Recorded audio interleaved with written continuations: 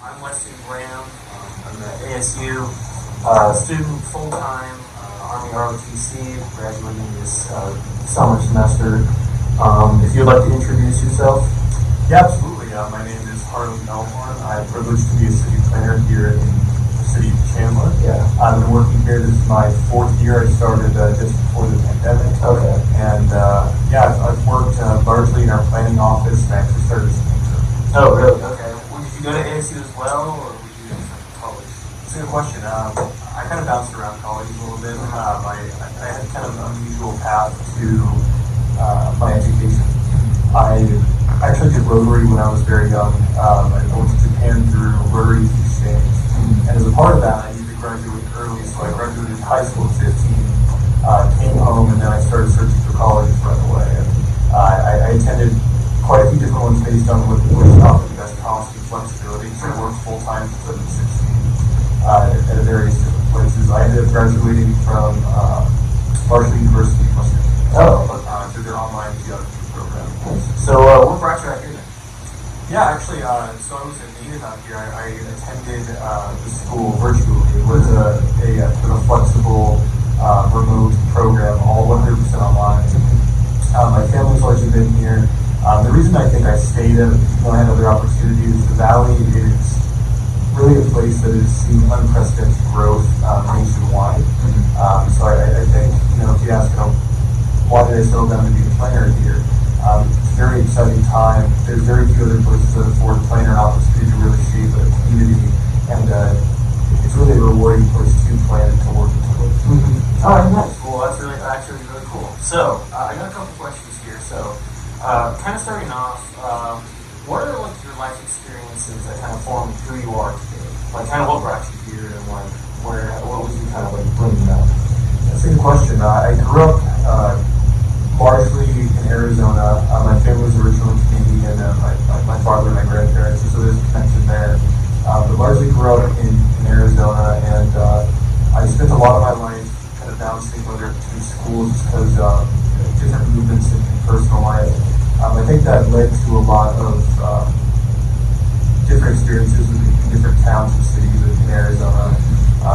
I'd say the biggest thing that shaped my life again was during my teenage years. I went to Japan on a Rotary exchange. And while over there, I really fell in love with different ways that communities exist.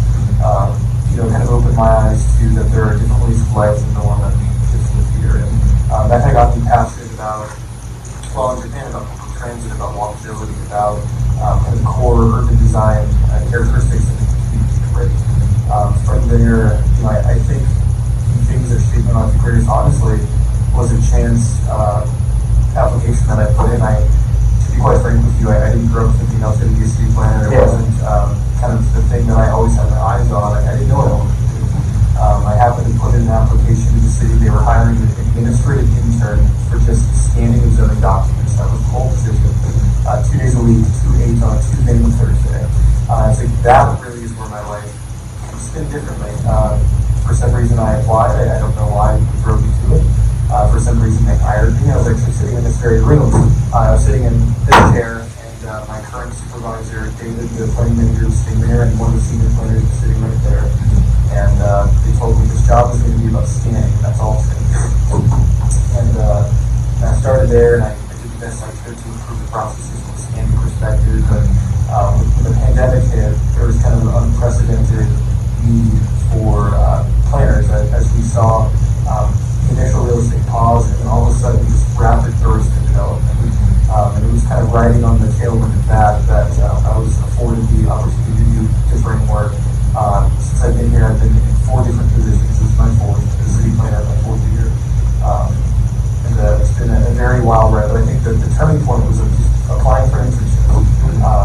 So it was kind of a wild thing, but it completely changed my trajectory. That's really interesting, actually. I like that a lot. So in terms of like, I kind of already gets involved with the next question, but it's more of like why specifically Chandler? So like it's like how do you kind of like why are you passionate about this city, or how do you get involved with this city specifically? So kind of expanding upon that beyond kind of the chance encounter I had to see that administrative internship open.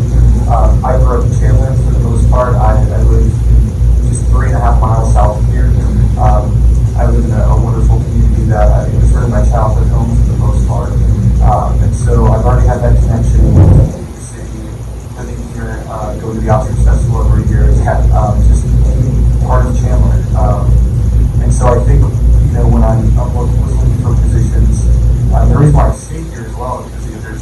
looks at multiple opportunities. Cities are always hiring things. The reason why I stay with Chandler, and the reason why I love Chandler, is our commitment to creating community. It's easy to be a city. You all need a charter. You need 5 or 7 people to serve as council and have a levy for tax. But having a community takes vision. It takes a plan and it takes dedication, both from the citizens that elect our mayor and honorable council and from staff to continue to hold the line against degradation of the community. So I would say why specifically Chandler is because we are recognized nationwide as a leader in both good community making, good place making, and in our strong employment drive. We have multiple years in a row won the best employment corridor in the Western United States, and that's our price corridor, which is in South Chandler, led by Intel. So it's a wonderful place to work, and it's just that perfect mix of work, play, and live that Chandler offers. Yeah, while still having a very suburban character in many ways. Yeah, I really like that.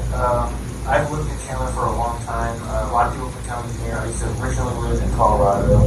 I was born in Naperville and then moved here when I was young in Albuquerque in Scottsdale or Cave Creek, and then came back down here. And I just really like it down here. There's a lot to do, a lot of activities and stuff. So kind of that's how I ended up here. Now, more in depth talk about the city itself. So why do you think this city is like a great city? Or why do you think that as in like a great city, it meets the needs of its people or the trans community? Why do you think that is? So what's the reason for that? Yeah, I think there's a few reasons, and obviously quite a few of my answers are going to be taken through the lens of having served as a city planner, and so that's kind of, in some ways, I get that tunnel vision. But I think kind of zooming out to the 30,000 foot view, the city is great because from the very beginning, actually Chandler was the first master plan community. So Chandler was the first city within the valley that was master plan. We're the first one that actually had a drafted city plan, and it's actually hanging up on our wall in our office. We pass it every single day as a reminder of our vision. So kind of the point of why is Chandler a great city? I think it's because from the very beginning we had a very good idea of what resources we had. Yeah. From there, we used them effectively. We needed their employment. We held the line against development that was inappropriate in inappropriate areas. Our council has always had a very strong spine in rejecting things that are bad for the community. Our residents are, myself included, the Chandler residents, the residents are very vocal about their community and very vocal about making it the most efficient, safe, and livable community that they can have. And it plays into so many different characteristics. Our wonderful officers and firefighters invest heavily into our road infrastructure. It's unparalleled within the valley. We over-designed all of our roads, and it is paying off dividends now as we have a massive influx. I believe it's something like 180,000 people in the last 3 years have come to Maricopa County. And a portion of those, a large portion of those are at Chandler. While many other cities are buckling under the weight of their aging transportation infrastructure, ours has really been holding up. That's due to from the very beginning a very strong vision. So I think, not to be overly pedantic in my answer, but I think it's a very interconnected thing that has to do with both our strong employment base and the price corridor. We're able to, therefore, invest further into community place-making and safety measures, and we hold the line on quality. It's palpable when you drive through the valley. You know we have Chandler as a brand.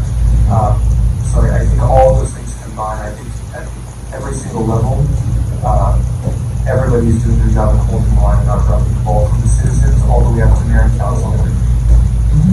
Yeah, that's actually really impressive. In comparison to a lot of other cities around here, around Maricopa County as well, you can definitely tell that when you're in Chandler, there is this sense of kind of flow, or there's things to do, activities. Whereas it doesn't just feel like a one specific base where it's this is only city downtown stuff, or this is only industrial. It feels like there's a mix of everything, a little bit of everything, kind of scattered throughout. So it seems like it's fairly balanced from my perspective. And then, so what kind of causes or projects, activities are you involved with here besides just city planning? Do you have Is there anything else in the city that you are part of? Personally, I am one of the 2 employees that leads our historic preservation program. I'm the Assistant Historic Preservation Officer, in addition to our Historic Preservation Officer, Mehlhorn, who is also the Assistant Director of our department currently. So that's one effort that I'm a part of. It is a program designed to encourage and to conserve and preserve the history of the city of Chandler, both from a cultural standpoint, many of our great neighborhoods, as well as from an architectural standpoint, many great structures that we've had that exhibit very strong 20th century architectural elements. In addition to that, the entire planning division serves on a multitude of different boards and different internal kind of committees that focus on things like safety through environmental design, things like the transportation grid, things like cultural placemaking. So all these things tying together, and the planning division will kind of have our core function from the land use and the Chapter 35 versus code perspective. We're very privileged to be able to interact with pretty much everything in the city and all of our stakeholders. Okay, yeah.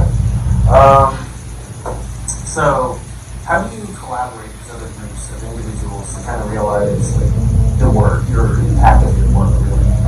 So, do you interact with other people here? Is there people in the community that you have to reach out to, like groups or something like that? Maybe different divisions of this department or whatever you have to do? That's a great question. The answer is kind of split generally between 2 things. We have our internal and our external stakeholders. We're talking about internal. Pretty much everything in the city is a team effort, it's a team life. And so we collaborate from a planning perspective as we're reviewing zoning changes, as we're doing area plan updates, general plan updates, different initiatives.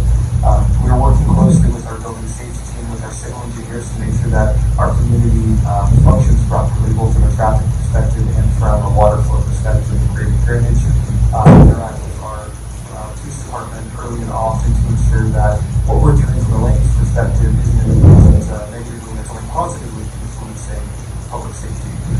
And so internally, we coordinate very strongly all the way up to the city manager who oversees all of us employees and ultimately serves under our council, which is a 7-member city council.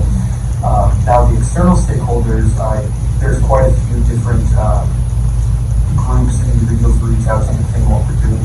Anytime we do make any kind of legal change, such as a zoning case, a use permit, a preliminary development plan, these things are noticed out to a minimum state notice, and we actually have a little bit of an additional buffer on that with our code. We know up to 600 feet of any project and get the neighbors involved. We host a number of neighborhood meetings, specifically while we're reviewing different planning stages, getting the community involved. Further, if you're in a particular area like downtown, there's quite a few downtown stakeholders that we interact with very often. So the answer is it's very varied.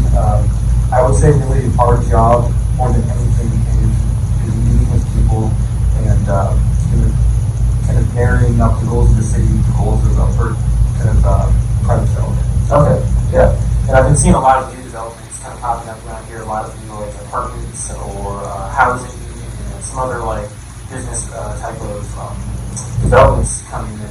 Now, my mom's actually a realtor, and she's done a number of helped a number of clients out here in Chandler. But it still seems like it's a very growing and active area, despite being when was Chandler?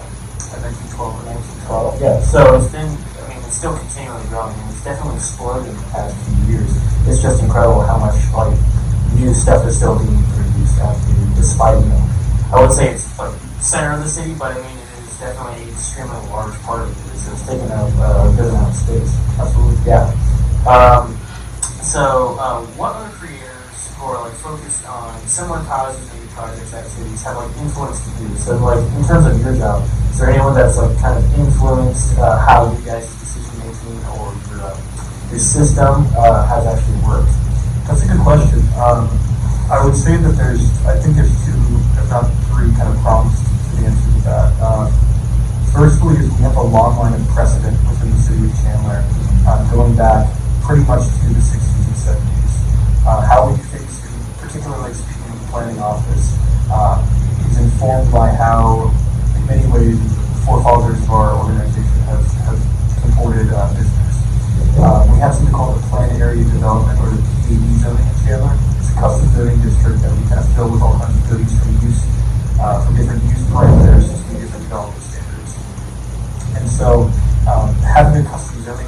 lends itself to kind of a custom and bespoke strategy to every individual case. So the first problem is really internally we're influenced by how things have been done. We always weigh our actions against historical precedent. That's not to say change isn't a positive thing. It's just when you're going to make a change, you weigh it against the way things have been done and decide how things should go forward.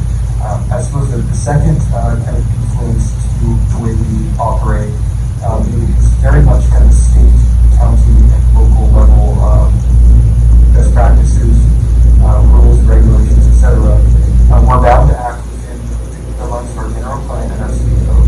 So these are really our guiding documents.